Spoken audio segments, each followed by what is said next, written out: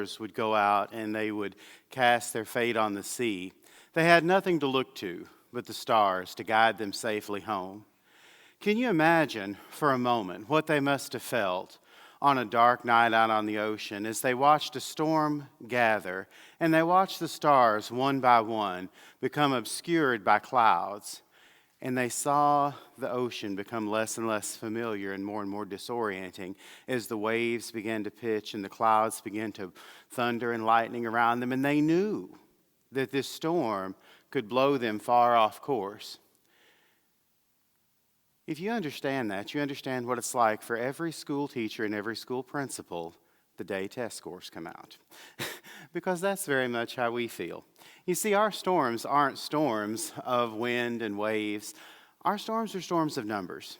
And we face these storms very uncertain sometimes. My background being a high school English teacher, then a principal, and now working in the test prep industry, I understand how these storms can affect the lives of both our students and our teachers. Varying results are the theme of our existence. You see, it's really interesting because every election cycle, every politician is going to reform education. We're finally going to pass legislation that will help hold teachers more accountable for their test results, that will help hold failing schools more accountable to make changes, and ultimately that will certainly turn things around and save the world. Interestingly, we hear this every election cycle, and every time we see test scores come out, we're faced with the same problems, that the results still vary. Just a few numbers for you. If you look in Arkansas, 64% of our students took the ACT last year, but the average composite score was 20.2. Just to give you a frame of reference, to get into Arkansas State with unconditional admission, they need you to have a 21. That means that the majority of our students were not meeting the minimum admission score. If you just take that a little bit further, what does that mean about our test results in education? How do we interpret that? Maybe we need to look beyond how things are when a student is preparing for college. Maybe we need to look past that and look at the ultimate outcome. Let's see if they graduate. Well, we see that the college completion rate 6 years after high school for low-income students is only 52% of the students who start college. So we say, the results aren't what we want. The results not only may vary, but apparently have varied. So then we start to ask ourselves the question, well, what do these varying results mean? Because surely we have to do something in response when results vary. If you look, people are really interesting because people's reactions to varying results are very predictable. They'll usually take one of two possible approaches. One group are what I call your hunker and the bunker type people. These are the ones who say, when the results vary, we need to not change anything. We have never done it that way before. We don't need any new programs. We need to lock down. We need to prevent any change. You can really pick out these folks by their language. They're not going to change us. We're not going to let the consultants come in. We're not going to be changed from what we want to do. And that's the mentality. They want to close down and protect. The other group tends to be a little bit of your sky is falling, we've got to do something, we've got to try a new program, we have to try a new curriculum, we have to get a new administrator, whatever it is, whether it's good, bad, we've got to do something. And what you find is that no matter what you do, the results still vary. So we've tried changing the rules, we've tried changing the laws, we've tried changing the accountability, we've even tried all these different strategies, and we find that still the results vary. But then I have to ask a question. Is it really that bad as the test scores and the politicians would make it seem? Somehow, despite all the numbers that are thrown at us in the newspapers, despite all the numbers that we see on Excel spreadsheets and score reports, somehow the world has managed to move on. We still have jobs, we still get married and have children, we still have lives, and thus far we've managed not to bring about the end of the world. No promises for later, but up to this point we've done okay. So we have to say, well, if the results are going to vary and we accept that as a reality, what's the problem behind the way we've looked at varying results up to this point? I think there are two premises behind the arguments that we really need to look deeper at and examine when we begin to think about addressing varying results. The first premise is, how do we define success? Can success be encapsulated by one test score, by one grade report? Is there a narrow definition of success? The premise behind this argument that you see is that success is based on doing a specific thing in a specific amount of time. And if you fail to complete the task that we give you in the time that we give you to do it, then you are most obviously a failure because you didn't do what we said you should do in the time we said you should do it in. This definition of success raises a really interesting question for me about who is the we and the they determining what success is for our students. The other question that I think, or the premise that I think we have to examine, is the idea that success has a very clear-cut definition, and that definition comes from outside the individual. That some state agency, that some test, that some curriculum sets the bar for success, and that the only way to be successful is to meet whatever external requirements are set forth by that organization. The hidden premise behind that is anyone who does not meet this external definition must obviously be a failure. I think the problem that we have is that we have tried to fight varying results. We've tried to fight the fact that people are all different. We've tried to fight the fact that people learn in different ways. And I think what we're dealing with is a broken paradigm. If you think about this, from our first day of school, we're told that you either pass a class or you fail. You either pass a grade or you fail. It's an interesting paradigm because it gives you the idea that if you do something more than once, or if you need to do something again, you failed at it.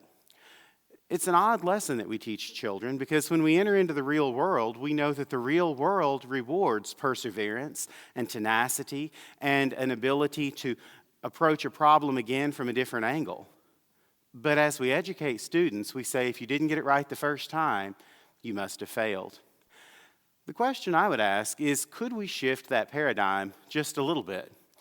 Could we say that the person who has to take a test more than once to pass it might be more successful because they were determined enough to approach it again? Could we say that the child who needs to go through a grade twice, who may need to get extra help, who may need to get supplemental services, could we say that child is more successful than the person who achieved without any effort because they put in the effort that it took? Could we say that defining all of our actions in terms of success or failure might be a false dichotomy? And that we might need to ask the question, who's defining this success or failure anyway? You see, the problem with defining every action, every class, every test as a success or a failure is that we create a strong bias in our students toward inaction. If the only option is to succeed and be perfect the first time you do something or to be deemed a failure, we're creating people who are afraid to act because we're creating people who are afraid to fail.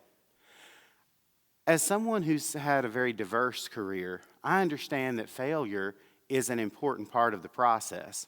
See, I started my career as a high school English teacher. And very much like most high school English teachers, I had the mindset that if you made a 59.51, you at least passed the class because that would round up and we could get you the D for diploma and get you out the door, so you had passed. And if you made a 59.41 and we couldn't round you up, then you had failed, and that there was a very clear-cut line in the sand about what passing and failing was. Then I became a principal, and those lines started to get a little bit grayer because I started to realize that the world is more complex than what I could put in my grade book. Then I became a business person, and I opened a company that does tutoring and consulting and a lot of other things. And then that totally blew my mind because the paradigm that I had worked from, that everything was either a success or a failure, had to totally shift. Because as a business person, I came to understand that in business, Every day is trial and error. You try something, you see if it works, you adjust it, you tweak it. If it doesn't work, you try something different. But there's no such thing as success or failure. There's just continued effort to reach a goal. The most important thing we can ever learn is that there is no failure. There's only feedback. A few famous examples, and these certainly aren't unique, but if you think about some famous people, Winston Churchill failed his admissions test to get into the military academy, was defeated in his run for parliament, suffered from severe depression, all very well-known facts. But you know what Churchill said? He said, never give in, never, never, in nothing great or small. Churchill, if you just looked at his resume without his name, would not look like a successful person. But when you look at what he achieved, I think you can't really argue with his results. Babe Ruth, who had one of the best records in baseball, also had the highest strikeout record. Thomas Edison, probably one of my favorite examples, as he was trying to develop the light bulb, tested filament after filament and found himself with failed result after failed result. And one of the famous stories about Edison, a reporter once asked him, how did it feel to fail 1,000 times before you got this right? And Edison's answer is quite revealing. Because what Edison said was, he didn't fail 1,000 times, he eliminated 999 things that he knew wouldn't work. When I left the principal's office, I learned that in business, we may create 100 ads and put out. Some will get hits, some won't. I don't decide that advertising is a failure, so I shouldn't advertise anymore. I've been through 3 bookkeeping programs in 2 years trying to find the one that works best for our company, and every one has been better. But I don't decide we need to quit doing bookkeeping, guys. Let's give up on that. I just try to improve it. We've been through 2 curriculums that we've had to do for our math, each one producing better test scores. But I don't decide we need to give up on writing curriculum. But yet somehow we've gotten an idea that we can look at a child and say, because you didn't make 100 on the test the first time, because you didn't pass the grade the first time through, you failed. I think we need to shift the paradigm to say, you took one more step towards success. Now, let's take the next one. When results vary, the key trait that will determine your success or failure is really 2 things. Number 1, it's your sense of efficacy. In the face of varying results, do I still feel like I'm in control of the situation and like I can affect change? A belief that you can affect change in your circumstances is one of the most important things in building success in any career, whether it's in education or in business. The second one is, where is your locus of control? The idea of having an internal locus of control from the psychology of personality study says that I believe that I'm not a passive recipient of events, but that I'm a catalyst. That things don't just happen to me, but that I can have an effect on what's happening around me. As a good friend of mine who's a pastor always says, take one deep breath. As long as you can do that, your story isn't over. And your book is still being written. So I would just offer you a word of encouragement today. When you face varying results, when things may not have worked out just the way you thought, remember, you may be at attempt 999. Your next attempt may be the one that lights the whole world.